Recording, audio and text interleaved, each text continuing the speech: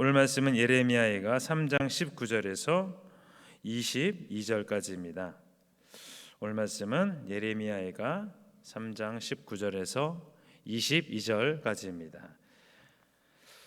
네, 우리 다 찾으신 줄 믿고 다 같이 합독하시겠습니다. 시작. 내 고초와 재난 곧 쓱과 담즙을 기억하소서. 내 마음이 그것을 기억하고 내가 낙심이 되오나 이것을 내가 내 마음에 담아두었더니 그것이 오히려 나의 소망이 되었사옴은 여호와의 인자와 긍휼이 무궁하심으로 우리가 진멸되지 아니함이니이다. 아멘. 네, 오늘 말씀은 하나님은 선하십니다 라는 제목으로 말씀을 나누겠습니다.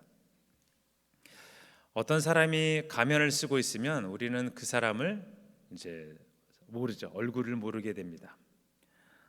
그냥 그 자체, 가면을 쓴 그 자체의 모습을 우리가 알게 되는데요. 자, 가면은 어떨까요? 어떨 때 쓸까요? 특별한 경우에 쓰게 되는데요. 또 우리는 그 가면을 쓴 사람의 얼굴을 궁금해합니다. 그렇다고 자기 모습을 안 보이기 위해서 하루 종일 가면을 쓰고 있을 수는 없는 것이죠. 자기의 본 모습을 이제 보여야 할 때가 있는 것입니다. 오늘 그렇습니다. 오늘 하나님의 모습도 가리워져 있습니다. 보이지 않아서 잘 모릅니다. 그러나 하나님을 말씀을 통해서 하나님이 어떤 분이시다는 것을 확실하게 나타내 주고 계십니다. 그리고 드러내시죠. 그래서 오늘 우리는 하나님의 선하심을 알 수가 있는 것인데요. 네, 오늘 그래서 하나님은 선하신 분인데 왜 그런지 우리 두 가지를 말씀드리려고 합니다. 첫 번째입니다. 하나님은 인자와 긍휼이 무궁하십니다. 오늘 본문 에가서에서 보면 이제 한 남자가 나옵니다. 사실 에레미야 에가는 이제 저자가 에레미야라는 설도 있고 또 다른 사람이라는 설이 있어서 확실치가 않습니다. 근데 오늘 그 한 남자라고 표현이 되어 있는데요. 그 바벨론의 침공으로 인해 이제 고통 속에 몸부림치던 이스라엘 백성들이죠. 또 구원받기를 거부한 그런 상태에 있는 이스라엘 백성을 향해서 슬픔을 노래하고 있는데요. 그 남자가 오늘 이 시간에 주님께 호소합니다. 바로 19절입니다. 내 고초와 재난 곧 쑥과 담즙을 기억하소서. 아멘. 네, 결국 그 전쟁의 폭력으로 인해 영원히 안식하지 못하는 그 상황을 이 시간 적나라하게 지금 표현을 이제 하고 있습니다. 또 다음 20절에도 이렇게 나와 있습니다. 내 마음이 그것을 기억하고 내가 낙심이 되오나. 낙심이 온다고 이야기합니다. 참 그 한순간의 고통도 잊을 수 없는 그런 고통이 지금 표현되고 있습니다. 예루살렘 사람들이 잡혀가고 그 사륙의 현장들을 이제 계속 보면서 이야기하고 있는데요. 동시에 그 남자는 고통의 삶을 새롭게 시작하기 위한 오히려 그것이 희망의 몸짓이다 이렇게 말하고 있습니다. 그래서 그 어려움이 내 마음에 담아두지만 그것이 오히려 내 마음의 희망이 되었다 이렇게 말하고 있습니다.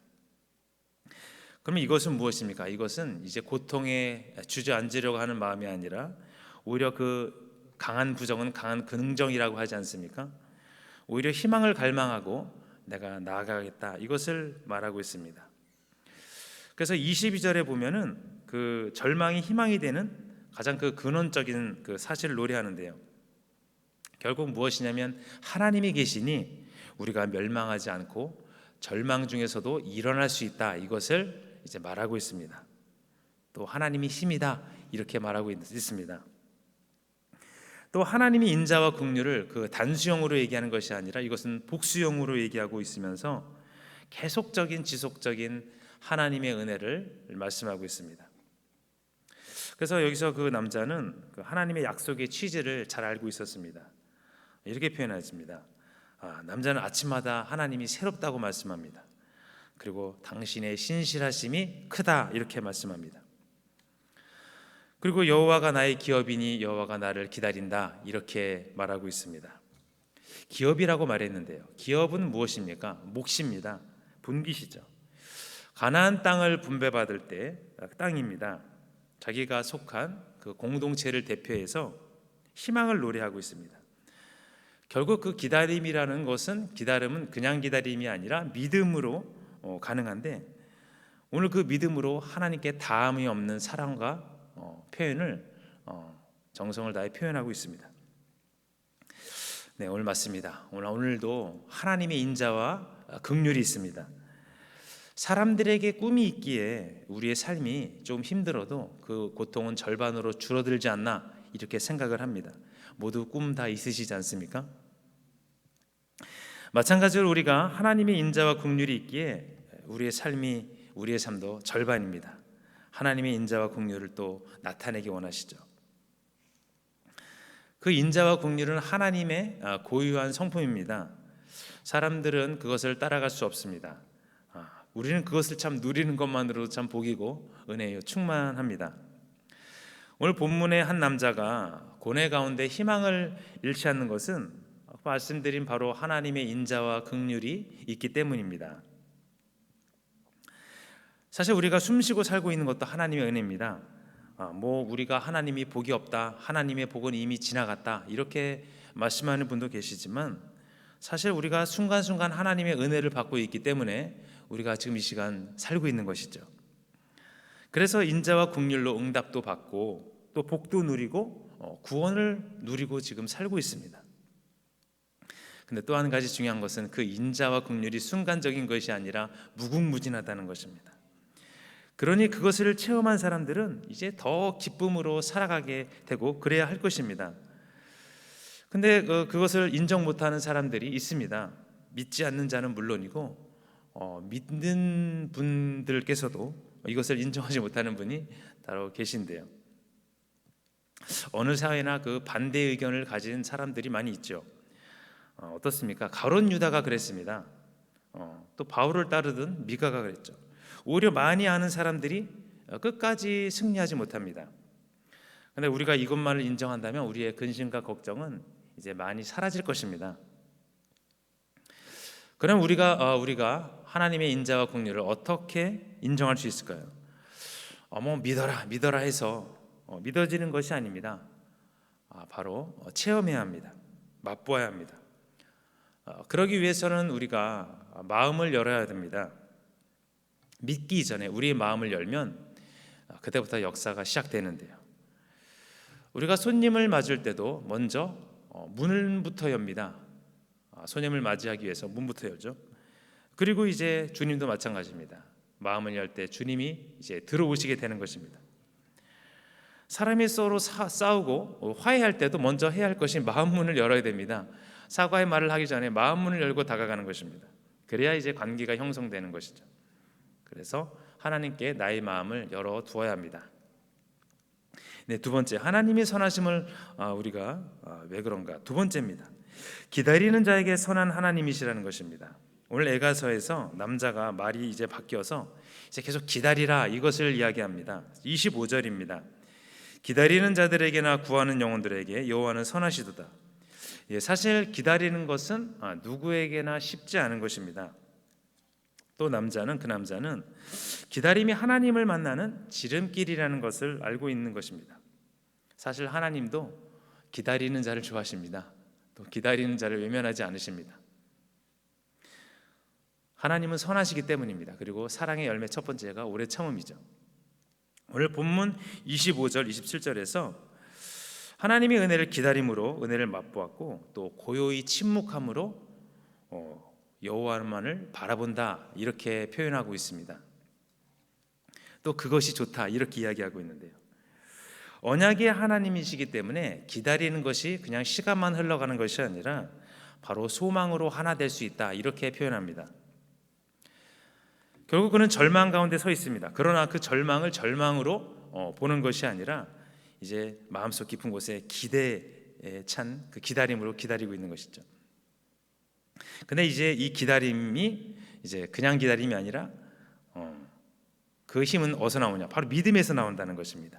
그래서 그 믿음으로 기다린다는 그것은 굉장히 귀한 것입니다. 그래서 아무튼 믿는 자라야 합니다. 믿고 이제 기다리는 것입니다. 믿고 구하는 자입니다. 그러면서 27절에 이런 이야기를 합니다. 사람은 젊었을 때 멍에를 매는 것이 좋으니 아멘. 네, 멍에를 맨다는 것 환영할 만한 것은 못 되지만 이 멍에를 맴으로써 우리가 얻는 이득은 참으로 많습니다. 사람이 젊었을 때 조금 멍에를 맬 수 있죠. 기다릴 때도 있고요. 그러나 멍에를 맨 후에 또 기다림 후에 오는 것은 그 마치 목마름 후에 오는 생수와 같을 것이다. 이것을 말씀드리고자 합니다. 그래서 그 생수를 마시기까지 시간은 우리가 잠깐 조용히 고뇌하는 시간입니다. 네, 고민하는 시간이 아니라 고뇌하는 시간입니다. 우리 머리, 뇌에 많은 도움을 줄 수 있겠죠. 환난과 아픔 속에서도 한 적이 희망을 바라보며 주님을 계속 높이는 이 장면은 하나님과의 우리와의 인간과의 모든 문제를 해답을 참 제공해 주기에 충분한 것 같습니다. 결국 기다림이란 그 시간 후에 하나님과 더 가까워진다는 것이고, 우리의 삶의 목표점을 잘 모르지만 하나님의 목표점을 향해 우리가 더 간다 이것입니다. 사실 그 목표점은 세상의 사람이 생각하는 목표점과는 다릅니다. 그리고 내가 나를 높이는 것이 아니라 하나님이 나를 높이시기 때문에 더 그 목표점에 잘 갈 수 있습니다. 그렇습니다. 우리가 젊어서 고생은 사서도 한다는 말도 있습니다. 그 시절 그때 하나님을 뜨겁게 만나고 나아가면 또 소망으로 살아갈 수 있고, 그 소망이 마지막으로 꽃피어질 때 하나님의 은혜와 사랑을 더 깊게 만날 수 있을 것입니다. 결국 다 하나님이 하신다는 것입니다. 자, 기다림은 어디에나 있습니다. 새로운 것이 아닙니다. 그러나 어렵습니다. 우리의 고통이 하나님의 선하심을 부정하리만큼 참 크게 여겨질 때가 많습니다. 참 중도의 발길을 돌려 또 돌아가는 사람도 많이 있습니다. 그러나 어떠한 힘듦도 하나님의 선하심을 이길 수 없습니다. 하나님은 고난이라는 쓴 것을 주셨지만 그의 은혜라는 것을 주셨기 때문에 우리가 살아가고 있습니다. 대신 무엇입니까? 그 이전에 기다려야 한다 이것입니다. 그것이 오랜 기간이 지속될 수 있습니다. 5년이 될 수 있고요, 10년이 될 수 있습니다. 또 어떤 사람에게는 20년이 될 수도 있습니다. 38년 된 병자도 있지 않습니까? 그러나 그 시간이 지나고 채워지니 하나님의 은혜의 선하심을 맛보는 시간이 되는 것입니다. 사실 세상에 금방 되는 것은 거의 없을 것입니다. 큰일일수록 더욱 그리할 것입니다. 하나님의 일은 더욱더 그리하겠죠. 사랑의 열매 중에 처음 나오는 것이 오래 참음입니다. 하나님은 기다림이라는 시간을 이제 계속 체크하고 계신 것입니다. 우리가 다른 마음으로 분주할 것이 아니라 잠잠히 하나님을 바라보는 것, 그리고 믿음을 드릴 때 나의 모든 것이 주님의 돌보심에 있을 것입니다. 사실 많은 사람들이 기다리지 못해 좋은 결과를 얻지 못할 경우가 많습니다. 씨를 뿌린 농부가 1년 후를 이제 바라보죠. 그러나 많은 사람들은 바로 지금을 원합니다. 지금 당장 내 눈에서 일어나야 되고, 지금 당장 이 일이 내 앞에서 나타나야 합니다. 네, 제가 처음 깨닫고 새벽 기도를 나가기 시작한 날이었습니다. 오늘 하루 나가면 달라지겠지. 그런데 달라진 게 없었습니다. 다음날 하루 더 가보았습니다. 아무 일도 일어나지 않았습니다. 하나님은 안 계신다 저는 생각하고 이제 포기하고 다른 방법을 찾아봐야겠다 했는데, 한편으로 이런 생각이 들었습니다. 그래도 3-4번이 아닌가, 한 번 더 가보자, 하루 더 가보자, 좋다, 하루만 더 나가보자, 새벽 기도를. 그래서 나갔습니다. 이번에도 아무 일이 없으면 다른 해결책을 찾아야겠다. 근데 3일째 기도하는데 제 마음에 평안이 임하더라 이것입니다. 제가 참 느껴보지 못한 평안을 제가 한번 느껴봤는데요, 살아보면서 이런 평안은 좀 처음 같은 생각이 들었습니다. 강렬한 평안은 아니었지만 제가 마음속 깊은 곳에서 묘한 평안을 제가 발견했습니다. 이거 뭔가 있구나, 기도하니까 하나님이 응답하시는구나. 제가 그 이후로부터 새벽 기도를 시작해서 지금 22년째 하고 있는데요, 어느 식당에 가서 음식을 시킨 후에 기다리지 못해서 화를 내시는 분도 계시고요, 아무리 간단한 일도 쉽게 이기지 못할 때가 있습니다. 우리가 차를 타도 신호등이 바뀌었는데도 참지 못할 때가 있죠. 그러면 하나님이 주신 기다림은 우리가 어떻게 이길 수 있을까요? 참 기다림은 마음과의 싸움인 것 같습니다. 마음을 지켜야 됩니다. 영혼도 중요하지만 마음은 얼마나 중요합니까? 참지 못해 살인하고 참지 못해 사기도 치고 이용하고 합니다. 너무나 당연한 것 같지만 우리가 기도하며 나아가야 합니다. 하나님의 힘을 빌려야 되고요. 강한 것 같으나 약한 것이 사람 마음임을 믿습니다. 결론입니다. 오늘 하나님은 왜 선하신가 두 가지를 알아보았습니다. 우선 인자와 긍휼이 풍부하시고 둘째 기다리는 자에게 이제 선하신 분이라 이것입니다. 오늘 우리는 하나님을 제대로 알고 그래서 우리는 기다림이라는 열쇠를 받아야 됩니다. 하나님을 알고 기다림이라는 것을 소유하게 되면 이제 하나님과의 긴 여정을 시작하게 됩니다. 그 기간이 길든지 짧든지 결국 우리는 하나님과 이제 가까워집니다. 선하신 그분을 만난다는 것, 그 인생에서 가장 큰 은혜고 축복입니다. 기도할 때 만나고 찬양할 때 만나고 순종할 때 만나게 되는 것입니다. 하나님을 알므로 기다림으로 또 만나는 것, 이것은 믿는 자의 특권임을 믿습니다.